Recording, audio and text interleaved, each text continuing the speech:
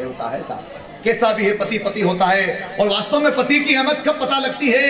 बोले पति क्या होता है उस स्त्री से जाकर के पूछना जिसके पति को मरे हुए 3 साल हो गए, लोगों के घर में झूठे बर्तन मान मान करके वो अपने परिवार का पालन पोषण।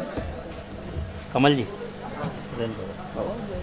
पति और पत्नी के बीच का विशेष संबंध होता है साहब। इसलिए पति को भी अपनी पत्नी का ध्यान रखना चाहिए और पत्नी को भी अपने पति का विशेष ध्यान रखना चाहिए।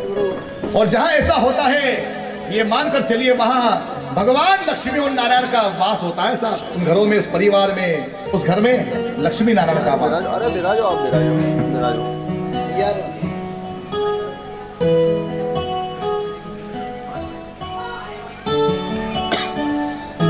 और वास्तव में ये प्रयास करें कि हमारे घर में झगड़ा ना हो, पति पत्नी के बीच में आपस में झगड़ा ना हो और दोनों ही एक दूसरे को पूरा मान और सम्मान दे। कभी पति अपनी पत्नी का भी अपमान ना करे साहब। एक पति को ये 2 कार्य कभी नहीं करना चाहिए। कभी अपनी पत्नी का अपमान सब लोगों के सामने नहीं करना चाहिए, क्योंकि जब 7 वचन दिए गए थे ना, उसमें से एक वचन ये भी था कि मैं कभी भरी सभा में सार्वजनिक स्तर पर अपने पत्नी का अपमान नहीं करूंगा। और दूसरा कार्य ये करना चाहिए पति को कि कभी अपने मायके वाले की, अपने ससुराल वालों की बुराई नहीं करना चाहिए।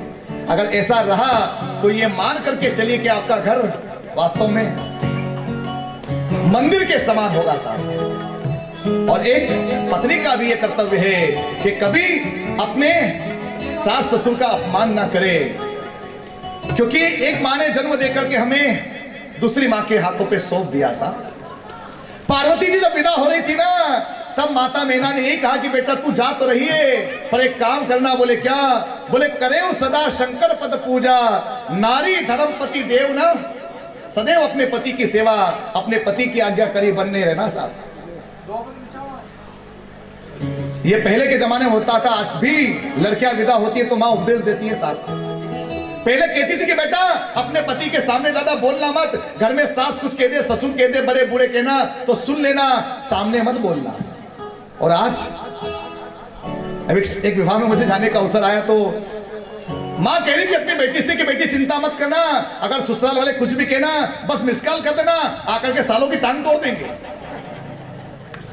बताओ ऐसे घरों में फिर जो माँ अपनी बेटी को ऐसी शिक्षा देती हो, बताओ उसकी बेटी का जीवन सुखमय होगा कि नहीं?